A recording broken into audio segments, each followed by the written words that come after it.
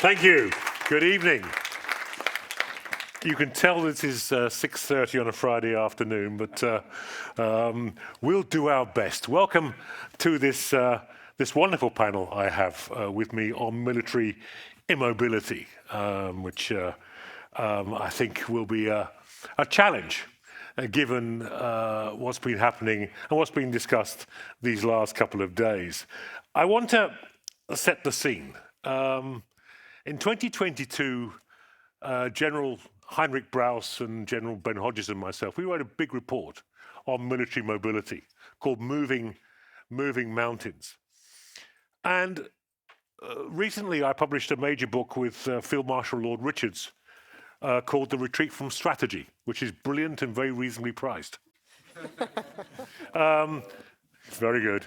But they both had two things in common with which I want to challenge the panel this evening, and indeed yourselves.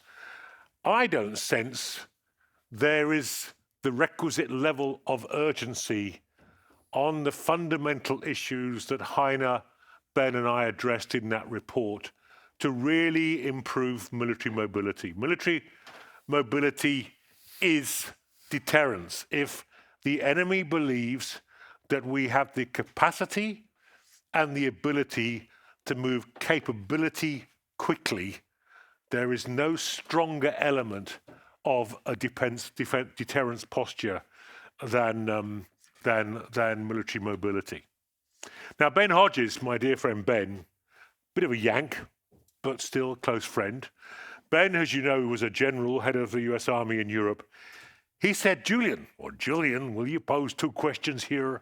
I think that's an American accent. So I'm going to pose two questions which I want the channel to consider as we go through their remarks, and they'll maybe address it at the end. And these are the fundamental questions that we need to address, particularly as Europeans in the new Europe with the new NATO facing the new threats. First, in the event of the worst case, a major attack on Latvia, could Latvia hold out for the 2 weeks it would take for NATO land forces to arrive in some strength? Remember, the fundamental policy of NATO is deterrence by denial, not deterrence by punishment. We don't want to have to rescue our friend and fellow Europeans here in Latvia from a Russian invasion. We want to deter it. We want to stop it before it even crosses the border. And if not, the second question. Given all the plans that are in place, NATO plans, EU plans, national plans, bilateral, trilateral plans, to enhance military mobility, I say, again, a crucial element of deterrence. If we make significant progress, say, by 2030, which has been pretty much set as the target, would we then be able to say that Latvia could hold out that minimum 2-week period they would need to before NATO land forces could reinforce in strength? So those are the two fundamental questions that I want to address in this session. Now, I'm joined by a wonderful panel who will address these issues. I'm going to start with Lieutenant Colonel Eric Steinman, who's a senior research fellow at the Klingendal Security Unit, because Eric is going to give us a conceptual understanding of what military mobility means now, what it means for our alliance and the Union. I'll then follow with Cécile Maisonneuve, who is the founder and president of Decisive, is the title, which I'm fascinated to learn more about. That will be followed by Richard Coles. Richard, you're a member of the European Parliament of everything, foreign affairs, international trade, industry, research, and energy. Yes. I'm surprised you get time to do any work with the title that long, but there you go. I'm a good old-fashioned Yorkshireman, so there you have it. And finally, Chief of Defence Staff, Sir Major General Kaspars Pudens, who is the Chief of Defence of Latvia. And what I've asked Kaspars to do is not only to give us his version, his interpretation of where we are at in the challenge of military mobility, but also to have the last word on what he hears in the panel, and he will lead us home. Now, I will run a tight ship. Each of our panelists has 5 minutes, no more. I'll shut you down if you go longer. Then I will turn to the audience and gather questions from you, if I can ever see you, that is. So it's quite difficult with these amazing lights. And then 10 minutes from the end, I will ask my panelists to give us their final reflections in reverse order of the initial speaking. So on that note, let me invite Eric. Sir, the floor is yours. Well, thank you, sir. I want to start with a quote of General Eisenhower. He already said that you will not find it difficult to prove that battles, campaigns, or even wars can be won or lost because of logistics. So that's why I'm very fortunate and happy and proud that I'm actually here to say something about it. But of course, I'm Dutch, so I'm going to do it a bit differently. I understood yesterday that since you're Dutch and you're a military background, if you're Admiral Bauer, so it's probably predetermined that you will be being a bit blunt. Well, I might match that because I'm not even an admiral. That said, all jokes set aside, I want to have a different approach. Because when we look at fighting power, we normally see it as the moral component, which we addressed, I think, thoroughly these days, or the physical component, which can be, for example, the logistics or the stocks, etc., the command and control. But we heard, I think, very little about conceptual part. And in the Allied Joint Doctrine publication for sustainment of our operations, the modern synthesis of what Eisenhower said was probably, logistics drive operations, and not the other way around. And then I thought, well, preparing for this, then probably why don't logistical concepts should drive or war operations or war concepts? And then, of course, we look at Ukraine, which is a different kind of war. It's a proxy war. It's more limited in scale. We have a lot of lessons we can identify, but are we learning all the proper lessons for the future war? It's always a question. But perhaps not all, because, for example, in June, Secretary General Rutte said we need to be more lethal. And if you look, for example, at the British document, if you specify we need to be 10 times more lethal. That sounds great, but what is the current lethality and what's done 10 times lethality? But I personally think that we should focus more on survivability, because I think that is the lesson identified we haven't learned yet. Yes, we can focus on firepower and targeting, and it's important. We learned some lessons, not all. But if you look at, for example, a simple framework, the onion ring, is about don't be understood. It has to do with what you intend, something we heard before as well. Second layer will be don't be detected, for example, in the electromagnetic spectrum. Don't be seen with intelligence, surveillance, and reconnaissance means. And don't be hit, which is, of course, the core. You want to be, you want your soldiers to be safe as possible. And you can think about air defense capabilities, etc. But also in this doctrine publication, there's an understanding that we need to adjust the logistics according to the context and the threat there is. And if we then look at Eastern Century and prepositioning stocks and prepositioning units, because usually preposition, they make camp. A big camp, they might even have a fitness or whatever, and it will be bulky. And if you look at the onion ring again, our intent is pretty clear. We will be seen in electromagnetic spectrum. They will know all its call signs, frequencies, etc. They have a target, and the target will become fixed over time. And as the attacker has the initiative, he will have the choice of place and time to actually hit these fixed locations. So if you come to think about it, and that's my call for action or the conceptual approach perhaps, why don't we consider lighter units, more flexible, more responsive, very good intelligence, perhaps even like a more of a concept of digital minefield in which you always have your sensors and your indirect fire. And you have dispersion of your personnel, dispersion of your logistics, because it's already said before, the only things actually are being allowed to live for a prolonged period of time. Not big vehicles, or not stocks, or not logistical hubs. It's persons and probably unmanned vehicles, etc. So the call for action probably, I think, will be to reconsider our concept. The area in which we operate, in which the transparency of the battlefield is increasing with drones and all kinds of sensors, it's increasing in scope, types of sensors, which probably will be unsafe. And we have old concepts like the forward line on troops, the forward line enemy troops, or the forward edge of the battle area. As said before, probably the battle area can be anywhere you want.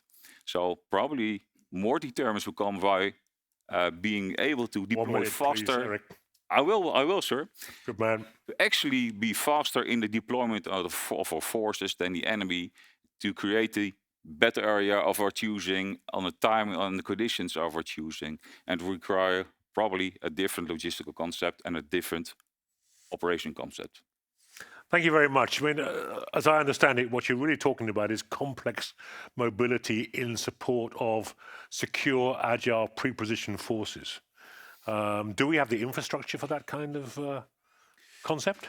No, I think probably you should go back to the drawing board, because nowadays we have your capability targets and we say a mechanized brigade or a mechanized division looks like this. And the fact is that a really fact, or is it an assumption? And are these assumptions still valid? And there's a lot of money, of course, going around in the EU readiness plan or the Rearm Europe plan, or however you call it. But it's a bit strange that you have several priorities, but you don't have real consensus on what the overarching concept is of the future war you would like to fight. So yeah, probably you need to change that mindset. That mindset and also your concept. Yeah, thank you. Cecile, please. Well, I will answer that question from the point of view of an expert on energy, which I am, and on energy policy. And to rephrase your question, the question I would like to address during this session is, do we have an energy system resilient enough to deal with this kind of agility and of rapidness that we need? And when I hear about logistics, about mobility, I hear two things today. Traditionally, we would have talked mostly about how to bring the energy of mobility, which is oil products, of course. But now, when we speak about mobility, we speak about a lot of communication, we speak about the digital space, and we speak about the reality of the energy system we are building, which is electrification. And reflecting on security of supply in a more electrified defense economy is very different from reflecting on security of supply when you talk about fossil fuel. Why? Because we are talking about a system, the electric system, which will make all the digital space work, a system where every second, at every minute, every hour, every day, every month, we have to balance the system. So this is, by definition, a very complex system, even in peace times, but in war times, this becomes even more complex. And the difficulty of this is that in an integrated system such as the European one, this system must be strong not only where the battle is happening, but also very far away behind, because this electric system is very much integrated. So the question I would like to address is, do we build a resilient and a solid, a robust electricity system for this kind of events? And the reality is that we have designed, we have conceived a system which was, of course, designed for peace times. not for such extreme events such as the ones we are talking. And we are only starting to consider that this new electricity system and this new electrification of our activities, whatever they are, has its own weaknesses, and until now they have not really been addressed. And talking about security of supply, when you talk about the electricity system, you're talking about three kinds of security. We are talking about, of course, clean security. So where are you fueling your electricity system from? And there we have this issue of dependency with China. You are talking about, of course, physical security of the infrastructure, and no need to talk about what's happening in this region for some physical infrastructure such as undersea cable or so on. But you're also talking about the internal stability of the system, and from that point of view, what we recently in Spain is an extremely, I would say, interesting and worrying situation, and I will come back on that. And you're talking about the economical security of your system, because when you have to sustain the war efforts, you need the energy not to be too pricey. And from that point of view, the economical security, the affordability of this new energy vector is questionable when we are in Europe. So just to come back on what I just said regarding the resilience of the system we have built, in every expert of the European electricity grid is warning that we are building a system which will not provide generation adequacy in 2030. So the transmission operator are saying that. If you read recent reports also by the Joint Research Commission committee to the Commission, you will see the same.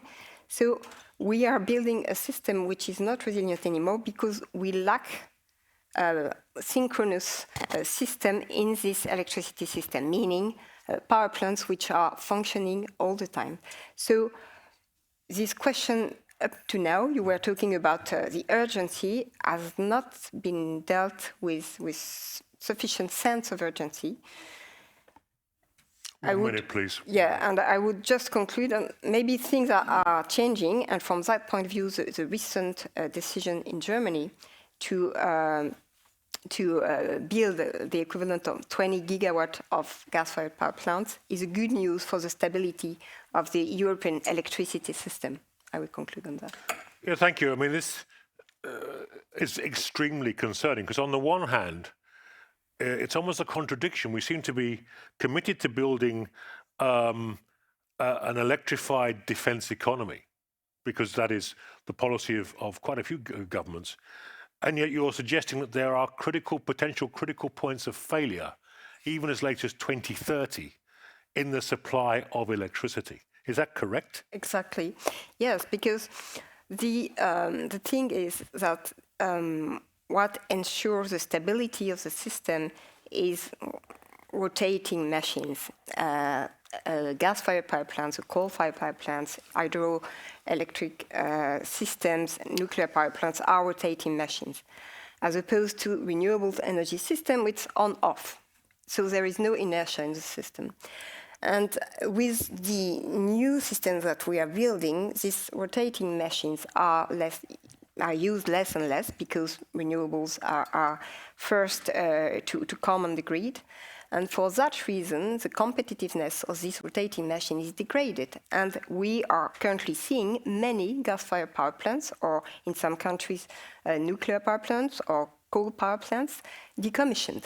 And so we don't have anymore these stable machines in the system, at the same moment, we're still building new capacities in renewables because of political objectives, but which are not the ones which enable the system to work correctly. Yeah. And up to that, the grid is not adapted to these new machines. That's exactly what we saw in Spain. So this problem has to be dealt with. Problem is that this value chain of electricity mechanism is full of bottlenecks all around the world, and not only in Europe, it's the same in the US, and it takes time to build this. It takes time to transform this grid system. We need 6 or 7 years to build the gas-fired power plants. So we really, really have a sense of urgency to find here to act quite quickly. Thank you. I mean, it just emphasizes you cannot separate issues like military mobility from broader policy choices. Exactly. And those broader policy choices are essentially that if you want to be able to project defensive power, you've got to be able to protect people and the home base, because that is the source of the very energy and capability required to act. Rihard. Yes. On your first question, as active member of National Guards, I have no other duty than to defend for 12 days until reinforcements come. To answer that, Commander will elaborate, are we ready or not, and if we can do that, but the ambition is there, absolutely. But on broader, on 2030, the readiness, the rearm Europe, so you mentioned I'm on different committees, and the last one with the long title, it's actually very important when it comes to military mobility, when it comes to defense industry altogether. And I have to say that we just now concluded, I was a rapporteur for mini omnibus on defense. And one particular part is particularly dedicated to mobility, not only military mobility, but counter mobility. This is what the European Parliament stress on, counter mobility. But also integrating the dual-use infrastructure, also applicable to energy. But I have to say, I agree that the sense of urgency is not there. There are still politicians dealing with how we can combine this with our climate ambitions and integrate these projects. Well, those are purely military.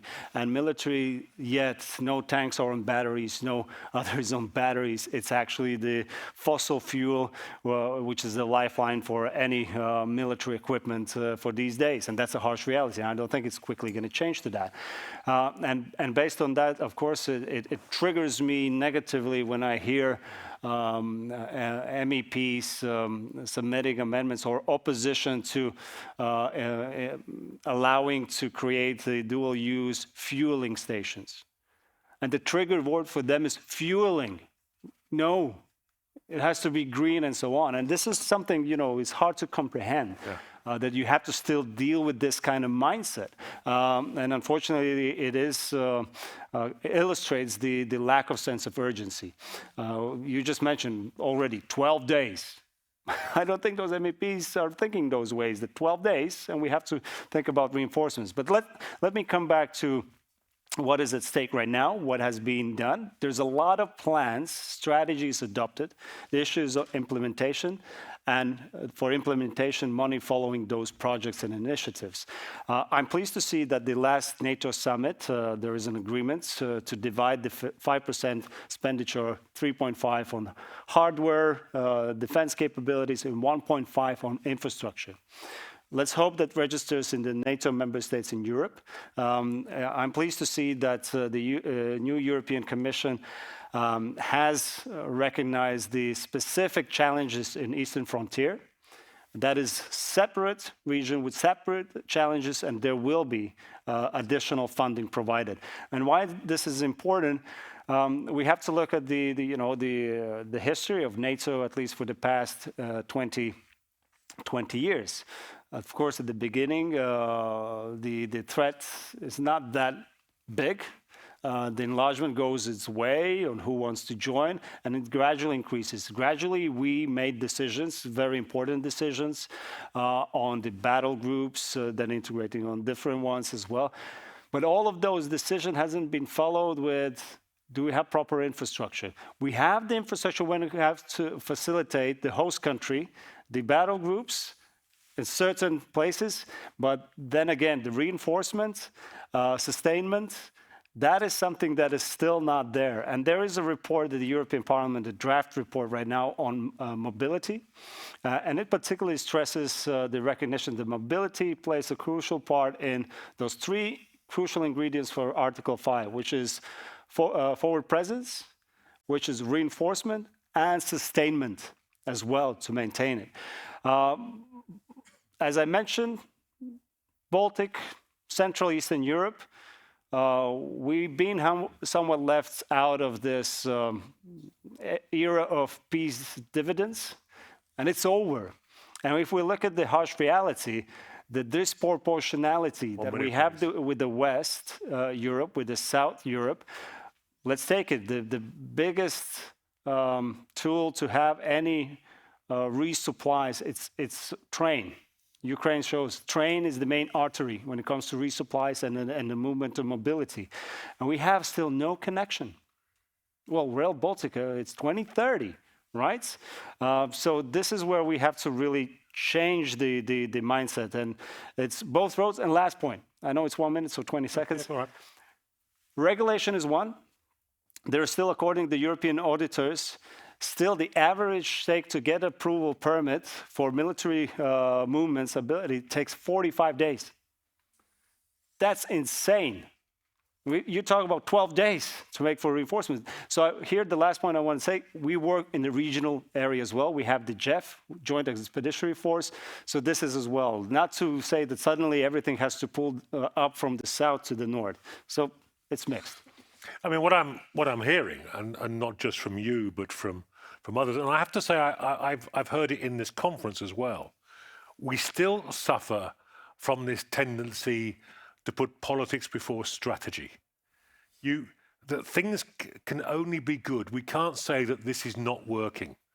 From my perspective as an expert, and having spoken with colleagues of yours in the European Parliament and elsewhere, I think we're almost in denial about the slowness of improving a critical factor of military mobility, which is corridor building, infrastructure development, permissions across borders. Would you agree with that? I have to say I agree even more so on this assessment. Not only the politics before the implementation of the strategies, it goes even worse. Not maybe at the political level, but when it's the executive level, they start to pull the rug. You don't come into our competencies. This is ours, kind of, guarding. And I noticed that in European Parliament.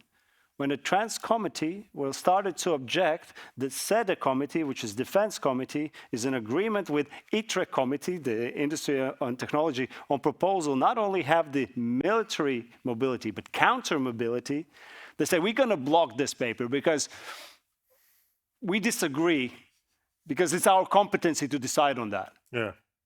And I think this is the biggest problem. We start to pull the rug, not to implement that is really urgent, but start to say, oh, you're leaning into my area, kind of this ill envy or jealousy. But I think the important message here is something that hasn't come across thus far in the conference, which is our enemies, adversaries, whatever you want to call them, are not stupid. No. They are carrying out daily systematic analyses of our vulnerabilities. And decision-making is one of those vulnerabilities. And when we say we're going to do something and then we don't deliver, we are simply building a vulnerability in which they will exploit. And that needs to be gripped, because we can't plan on the basis of promises. We must deliver. General, delivery. Indeed. Thank you. Well, with all respect to Lieutenant General Hodges, Ben probably wants to hear from me direct answer, but I would be same as we heard here. Never would admit that we will fail in this battle. We will do whatever is needed, and I'm happy that hearing also from our volunteers. But before starting, of course, you all heard the importance, and that's clear as light, of course, about the importance of military mobility. I want to reference this to one historical case, but not from wars, actually from my childhood. Once, somehow, miraculously, we at school, in our football team, got to the regional finals, and we knew that the team coming against us is much stronger. Better players, better equipped, more trained, and so on. But then when the day came, actually we won, because they didn't came up to the stadium. The bus broke on the way. So when we got to the state finals, to grand final. So that makes that what is all about is race in the speed. Did you win the final? Coordination. No, that I said, we're not good team. It was miracles that we got to the regional final somehow. Yeah, just with motivation, great, big motivation. Yeah, so that's why I say this is becoming very critical, not only similar like firepower for those who will be fighting on a border, in our case, the eastern border without our defense line. It will be important for the rest being also ready for the sustainment battle.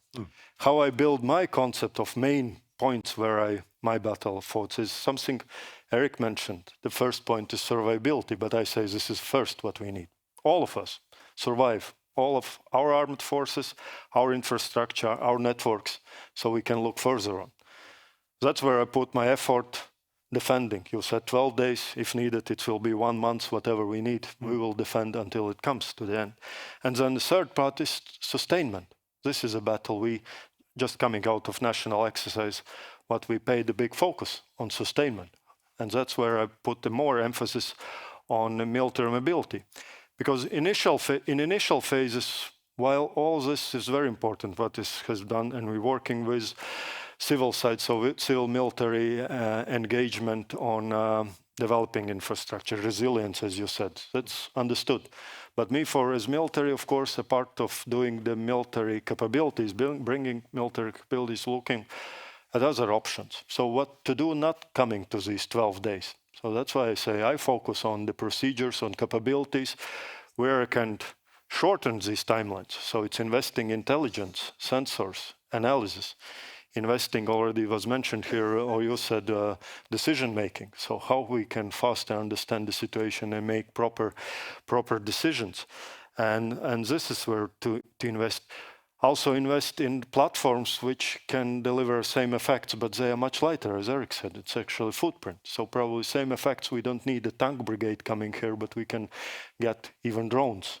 But drones, again, still needs to be delivered to the line of departure or point of a launch.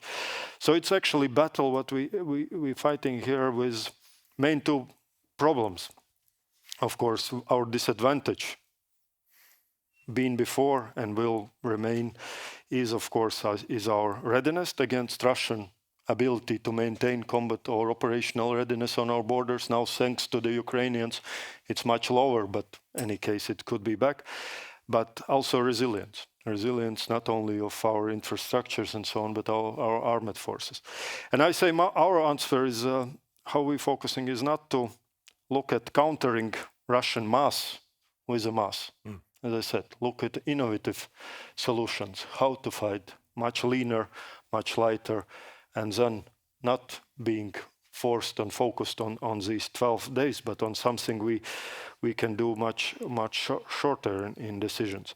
But in same time, of course, we're doing a lot. I think as a nation, as the last mile of delivering these capabilities to our fighting positions, I think we did a lot during the last years internally. Our border crossings, if I'm correct, already almost a decade when we solved this, that any or allies with low-level limitations, even falling to my responsibilities, allowed to come in hot, so with loaded weapons. So it's not coming to our borders, you pack your stuff in boxes and cross the border, and then you get ready for a battle. No, you can go in. We're exercising through exercise with our neighbors, so we can do cross-border activities, operations. So if I'm hopefully chasing Russians here in Latvia, so I can continue doing this in Estonia and in Lithuania. I'm not stopped with boundaries. So this is something we did. And that's where we can help and, of course, advise the rest. So it will be regulatory side. But on infrastructure side, also working through different scenarios involving our civil partners, critical infrastructure, ports, the energy institutions into our exercise. So through exercise, they realize where their vulnerabilities are. And that's where we're advising. That's where we're advising what you need to establish, both procedures or capabilities. Because my main point to all these critical infrastructure saying, don't expect us being and protecting you on the spot. We will be on the frontier.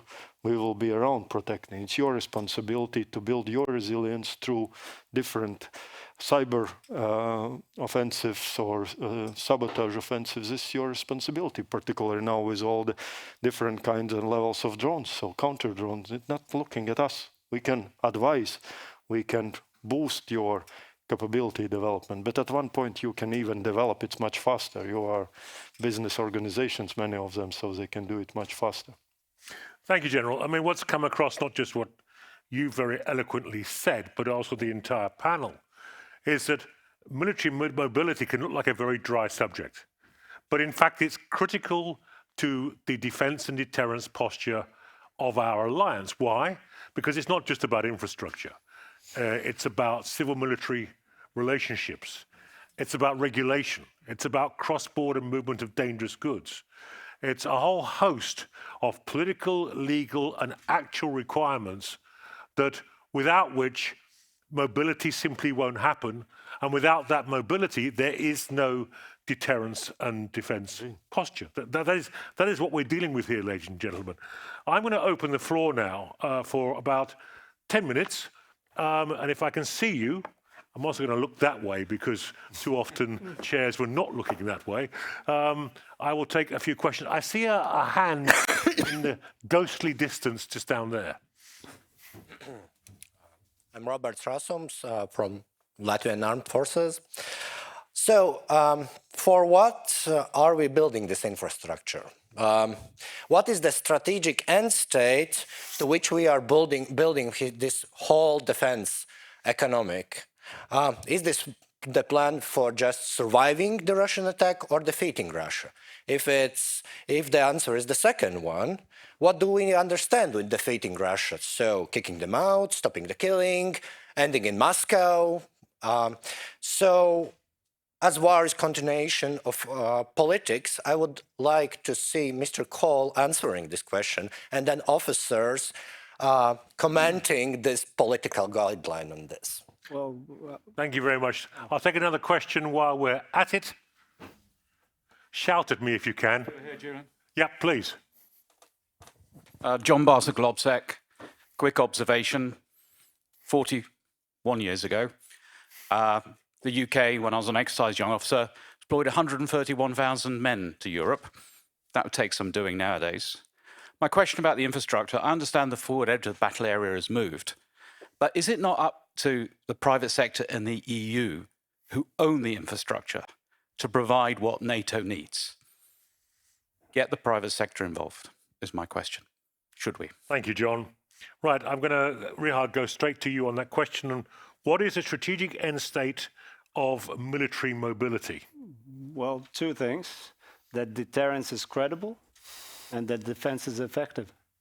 And again, that our defense plans are implementable, both when we talk about rapid response, masses, 500,000, and I think the high readiness is 500,000 and 100,000 are rapid response, that actually we can facilitate it. We have the corridors, everything in place, that if needed, the reinforcement can come quickly, not in 180 days, but way sooner. So, but it's also back and forth, the resupply chains.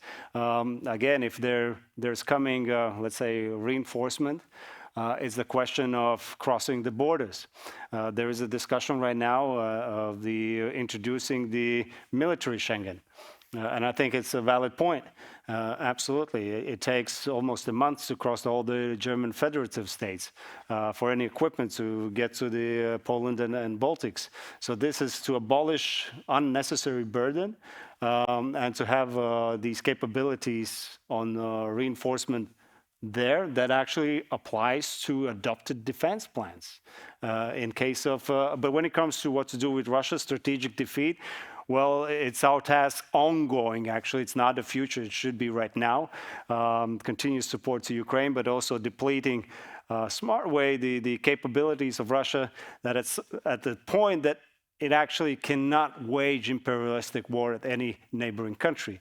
But that is something that you need to get a consensus, not only within the European Union, but within NATO. And I always call for have the Casablanca conference and to agree of capitulation of Moscow, like, you know, our predecessors did in Second World War. Yeah. Yes. Yeah. Thank you. Anybody else want to respond to that particular question? If I may, Yeah, please. in this General. question, of course, it's all about all us collectively. The aim, of course, is to building our capabilities, both in defense, collective as NATO, to deter and deny, if needed, adversary in Russia. But at the same time, of course, these capabilities needs clearly to demonstrate, and not only capabilities, but our all procedures clearly demonstrate our both willingness and readiness, if needed to go and defeat Russia. Of course, it will be based on also political decisions. But nationally, of course, everyone has his own role. As I said in my remarks, I know what is our limit of capabilities and at the same time building our ambitions. And my role in overall this theory of victory is to hold adversary, stop him there.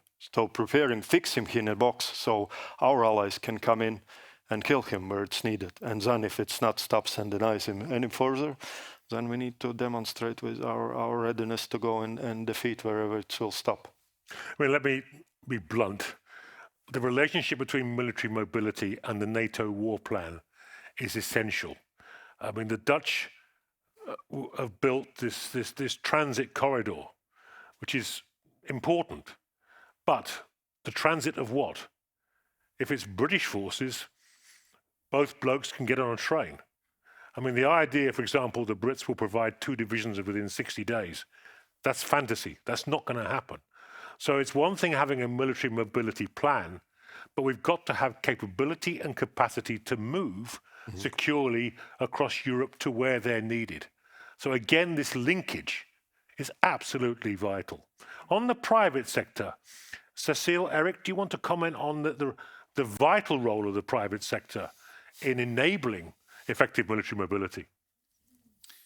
Yeah, maybe also it is about deterrence, but it's about real force projection. You need to be able to defeat the enemy. And just get back to the last question. Yeah, if you're in war with Russia, you can also do deep strikes. Of course, you know, the war doesn't stop or end at the border of one of the countries being attacked. But I do think it's important also to think about sensors and transportation and cooperation, of course, with the civilian sector. It will be vital. It will be a whole society approach then. So it will be really clear. But for me, it's for the part for the concept of what do you need to sustain.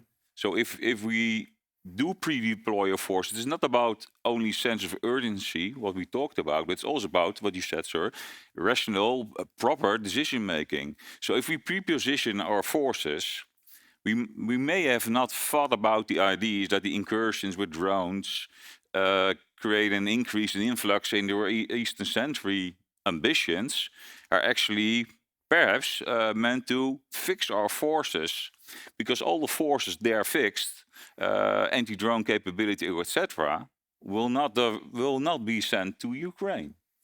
So what do we need to sustain? I think it would be far more of a deterrence for Russia if there were little forward presence, and they know, because we demonstrated with exercise, etc., that we're capable of transporting our combat power to the area we choose to compensate for their initiative of being the attacker and be there earlier, and that everywhere in our NATO territory we have sensors and in their fire just in a kill box and killing the first Russian aggressors. I think that's far more of a deterrence, and then all of a sudden you have a different task of what to sustain and what to ask of the civilian environment. Thank you. Cecile. The role of the private sector when it comes to the energy field, we absolutely need some investment from the private sector. But for the moment, we have to say that there is absolutely no reason why the private sector would invest in a more robust system, both for regulation reasons, but also because there is no demand. There is no, when I was insisting on the role of electricity, because there is no demand. So you don't invest when there is no demand. We have only policy-oriented goals, but we have not a demand-driven system. So we have to find a way to reboost this demand in Europe for new and more robust energy systems. And from that point of view, there is a very strong link, in my view, between electrification, digitalization, and because digitalization as a digital sector per se is an electricity-intensive consumer. So we need to re-enclench this, I would say, virtuous circle, because for the moment we are not in such a circle. For the moment, basically, the private sector is kind of frozen by this, I would say, by this energy policy, which have discouraged any proper investment. It does strike me, before I go to the next question, that there's a profound absence of political leadership here. I mean, when you go back to 1935, the British created what they call the Shadow Factory Plan. And this was an order from government that a third of all industry would immediately be made available for war production on the outbreak of war, plus all supporting energy as ordered by government. Surely, ultimately, this is a political decision by our leaders to organize this kind of response, including the private sector. Well, just one figure, just to fuel what you just said. 40 years ago, the level of energy dependency of Europe was 35%. Today, it's 55%. After all the policies we have put in place, so-called policies to be more independent. And the reason of this is because we have replaced our domestic supply, not our importations. So we also have to align this view between exactly what you said, and it was said also in the previous panel, between industrial policy, energy policy, and the defense policy. For the moment, it's disaligned, in my view. Thank you. Last question, sir. Thank you. Carlos Bukovskis, Latvian International Affairs. Colleagues, thank you very much for a wonderful discussion. I'm going to ask a question, which has kind of two sides, but I'm asking it as a citizen of the Republic of Latvia, not an expert on anything. So it's an honest question. First of all, and it goes to the original question of the moderator. First of all, it cannot be an overnight attack, can it? We will see the signs of Russia preparing an attack, and then we start counting the days, how much we can prepare or not. That's the first part. And the second is going back to the discussions on the military mobility, all the restrictions, all the problems, all the red tape that we need to cut. The question is that, and we saw that already in Ukraine or any other situation, when the threat comes, the chain of command becomes much shorter, decision-making becomes much quicker.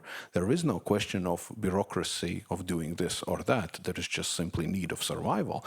And then every procedure is being accelerated. So we are kind of discussing the current world in which we are thinking how to reduce the problems and hurdles which prevent us making our cooperation easier. Thank you. But at the moment of... Exactly. Thank you. Thank you. General. And then Eric. Indeed, on the first part, that's how we say in military, don't fight the settings. If it was said major attacks, then it's major attack coming in. But you're right. And that's what I mentioned by saying we are limiting this ability, being surprised, even we have these plans. And we have to react on what I said, our disadvantage of being in disadvantage of combat readiness and decision-making. But at the same time, we through our contingency plans and exercise, also realizing and preparing for this at first days until we make these decisions, until D-Day or X-Day, it will be the most challenging and demanding because it will not go according to plans, according to what we expected, but we have some principles in place. So that's what we are expecting and preparing and testing. And you're right, at one point, and for military, I would say this is most difficult part until the war starts. When war starts, it's easy. Then you just fight. This is clear picture. Then you can understand what's where to move and where is adversary moving. Until then, of course, adversary offensive side has initiative, and we are on disadvantageous side. Through the training, through testing different procedures, being transparent with our allies on what our capabilities, what our contingencies, what our expectations. And expectations at the same time is managing also expectation of our societies, that there will be some chaos and some losses and some casualties in the war. Thank you.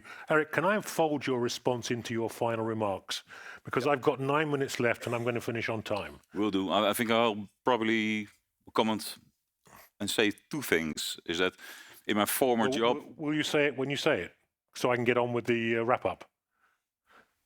So just hold there for a second. I'll hold it. Thank you very much. I appreciate that. So what we're going to do, in reverse order, with Eric giving a little bit extra to whet our appetites, Rihard, your final remarks. Well, I would love to continue all the discussion.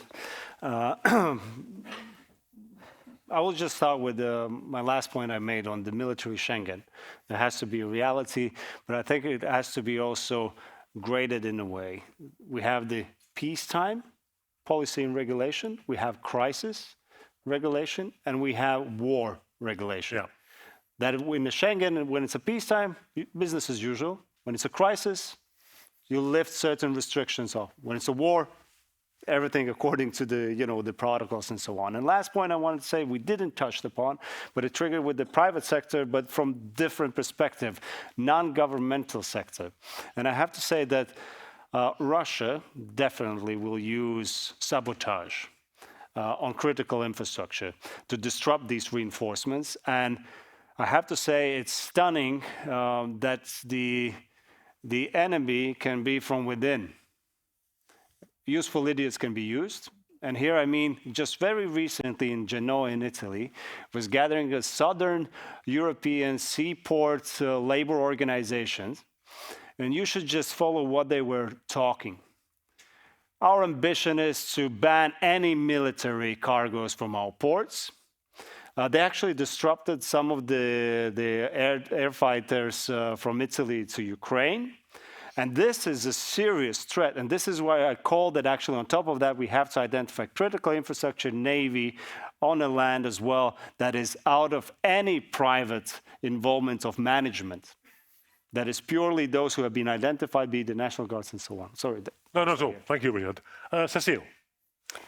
Well, I would like to come back on what was said about the EU dimension, because from the energy point of view, day one in Latvia, if such an attack arrives, will also be day one in any EU country, considering the fact, and I come back to what I said, and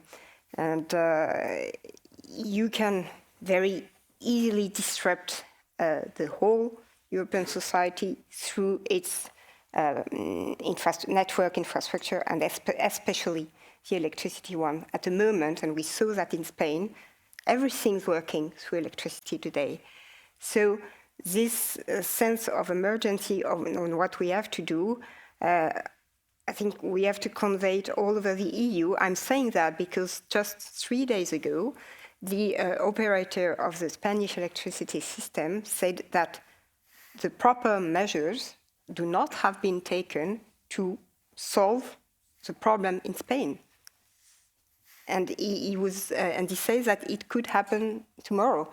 So last time we managed to stop, I would say, the contagiousity of this disruption of the network. But what if next time we can't manage to stop it and it expands to all Europe? It would be, in the current situation, a real problem, that a problem which was born in Andalusia would struck countries which are under a huge threat from Russia. And I'm not sure that its sense of emergency and contagiosity of what we're talking about has been really, really dealt with. Thank you very much. Eric. Yes, well, to conclude and reacting to the last question is that, of course, when it's war, it's clear there are different processes. There's unity of effort, there's unity of command, and probably as discussed, we will win from the Russian Federation. But this is not what you want. You want to be prepared in your processes, in your mindset, that upfront you're already innovative, adaptive, etc. And after 12 days of fighting, preferably, we already want to have won the war. And actually, we want the Russians to know that probably we're going to win this war within 12 days. So it will not even be necessary. So I always get a bit grumpy if we say, well, just wait until the war starts, and then everything will be fine. No, it will not be fine, because we'll have a war of attrition and will be costly in our livelihood, in human life, human capital. So I think we have a responsibility to crack on and do better and be better prepared. Thank you, Eric. General. Well, military mobility is clear that it's silent but very important element of credible deterrence.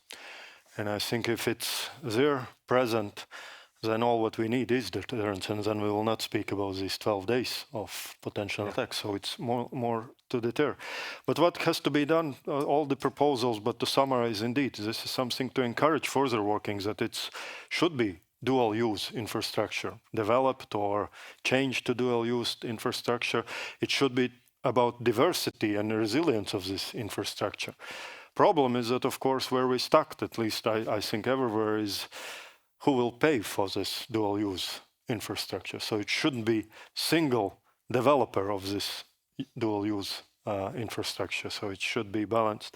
And another one, of course, is regulations you heard about. And this is something also being done, but to be continued working on this, that we are not surprising each other with some new papers requirements. So predictability of these procedures, and also that standardization of these procedures. I think we are there, should be. So I was surprised that we still have different forms, but I think more about faster processing of these forms. So what's it done? I think this will improve very much, but as entailed in overall part, even it's still only one part of credible deterrence. So we'll still invest into the military capabilities, in procedures and civil military relations. And main point, of course, it all has to be exercised, and which shows the demonstration of our capabilities, potential to finding and mitigating our weakness, and also will improve our readiness. Thank you, General. Thank you all. Before I thank the panel, let me conclude with a very brief audit of the main recommendations from our 2022 report that I put forward to 10 very senior military members of the Alphen Group to get their assessment of where they thought we were at this moment. Streamlining of cross-border movement permissions, 3 out of 10.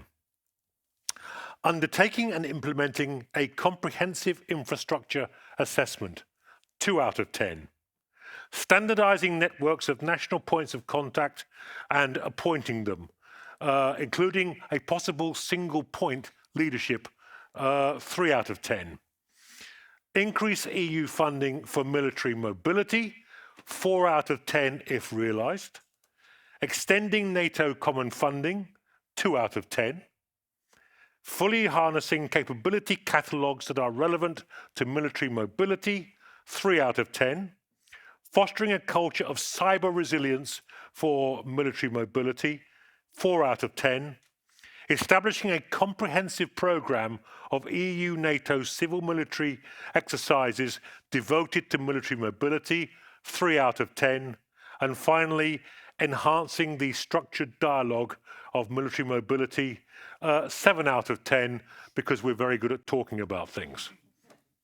I'd like to thank my wonderful panel for their expert insights. Please join me in a round of applause.